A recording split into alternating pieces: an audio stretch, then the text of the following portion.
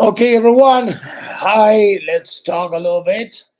We are here to just have a little conversation. You know, there are elections and things turning around in many places. One of those places is my native country, Argentina. Things are going a little bit crazy today.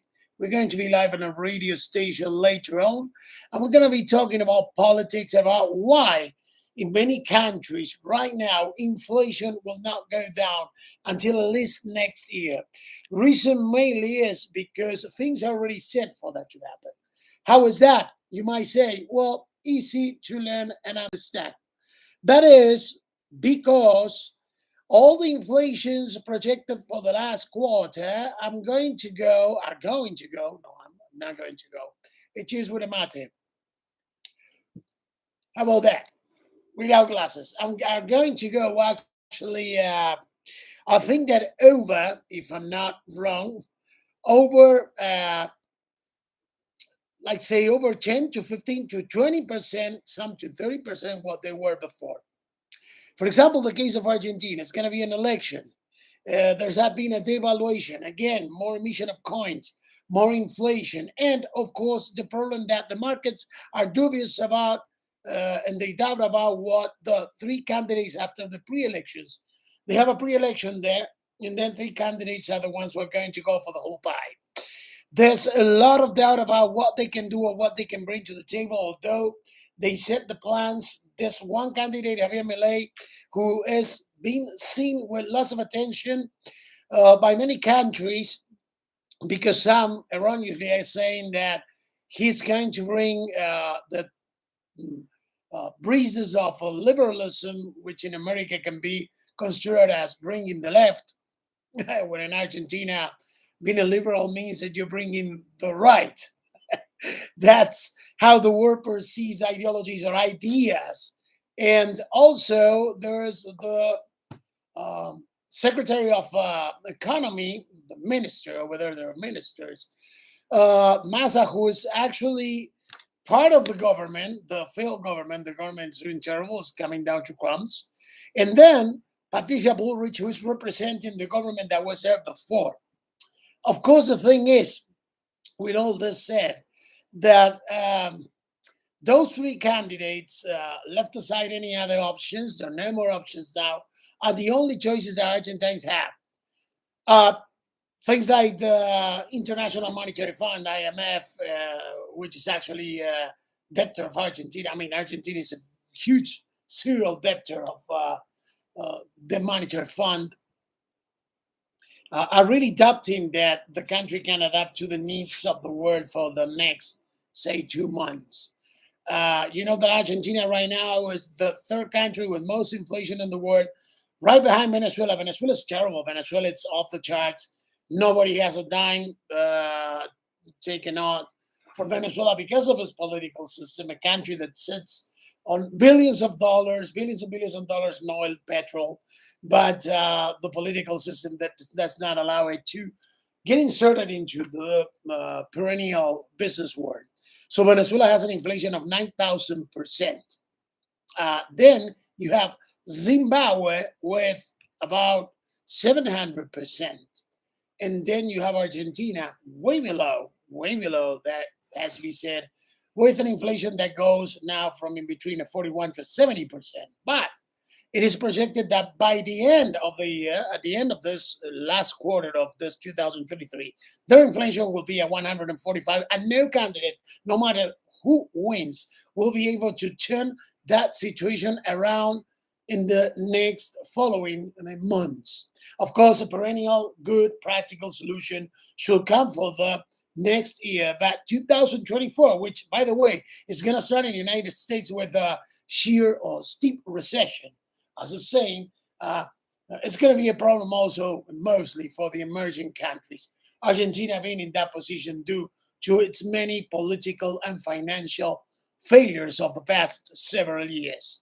A country that has a potential to be a top producer, a top exporter, and a top player, and the top world powers has been thwarted and dwindled by many political and thus political related financial choices and decisions that have not been the best for the country.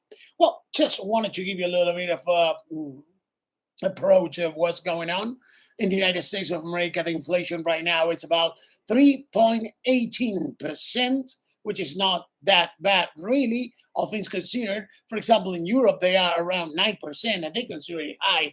And in Australia, the inflation rate now is at 7%. Of course, unemployment is going down. Unemployment has been going down in both Australia and the United States. The United States rate of unemployment right now is about 2%, 2.1%. And the only problem is that the post-pandemic, as they're saying, unemployment rates in the United States of America and other parts of the world. But I live here in the United States, and I will give you a comparison. For example, right now, somebody like me who used to make 60, 40 to 40, between 40 to 60% more right before the pandemic situation, the COVID-19 pandemic situation. And, the government pretty much businesses shutting down and the stay-at-home policies. Right now, if I will be to make as much as what I was making right before the pandemic situation, I'll probably have to work around 3 to 4 jobs. And I don't know if I will make exactly what I was making before. With just one job, right now,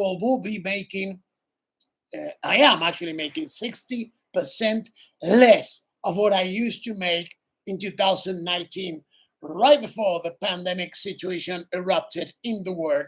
And of course, different governments adopted different policies to avoid a larger number of people getting, infected by COVID-19 and thus having a longer problem. Of course, well, because of me having a healthy complexion and not much of I don't have an immunodeficiency in my system. My system is not immunocompromised. I have a good immune system. I never caught COVID-19. And if I did, I never realized it. Some people caught it and it was really bad for them. I had friends who lost their lives to COVID-19, unfortunately, and relatives too. But some actually got it and didn't even know. I mean, perhaps I got it throughout 2020, and I didn't realize it. Whenever I got to check myself, as I had to, because I actually was working during 2020, I always came out negative. But well, the thing is, the policies adopted for us to move forward. We got the subsidies, we got our monies out of what government was giving us here and all over the world, but here specifically, talking about the case that I know the most, to move forward. But of course, when those monies were cut, the program, the COVID-19 emergency payments were cut, by around June 2021, many of us were by no means in the same situation we were before the COVID-19 situation. So now, things have been improving quite a lot, to be frankly, but the kind of jobs that you can find if you used to have a good job before COVID-19 are still not out there.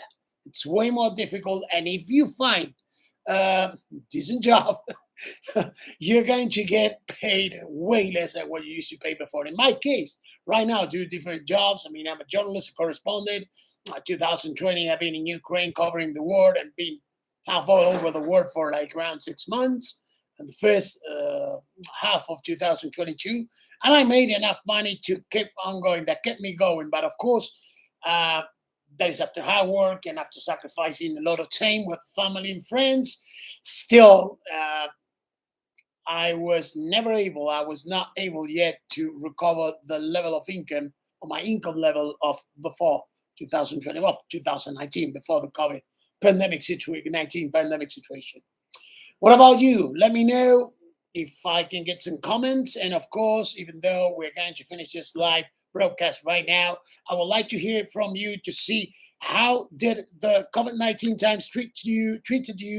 How did the COVID-19 time? How did you fare during the COVID-19 time? How did it, the situation treat you?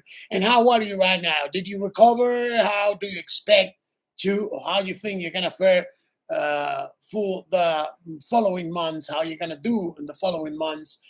If you are here in the United States, if you're in Australia and Europe and South America, just let me know. I know that some countries are going through electoral processes, and some countries are going actually through the processes of recovering from somehow unusual level of inflation. It's funny because I was born in Buenos Aires, Argentina. We're used to the 2 digits, even the 3 digits inflation levels, percentages.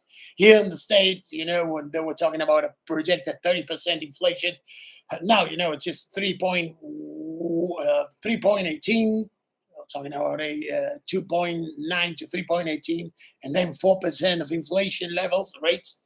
Uh, it seems that people are not used to, but in some countries in South America, like I was saying, for example, what happened with Venezuela. Venezuela seems to be recuperable. When you talk about 9,000%, I mean, 900%, I'm sorry, that's ridiculous, right? And the levels of inflation throughout the last 2 years was about 9,000%. That is way beyond off the charts of crazy. And everything comes down to politics, insertion on the word, and of course, the fact that your currency is no longer competitive. Send me your thoughts. I'm going to be live with more things soon. We're creating more content, more reports, and bringing out more information. My name is Marcelo Palermo. This channel is Marcelo Palermo's Epic News. Remember, An Anti-Human Manifesto, my book.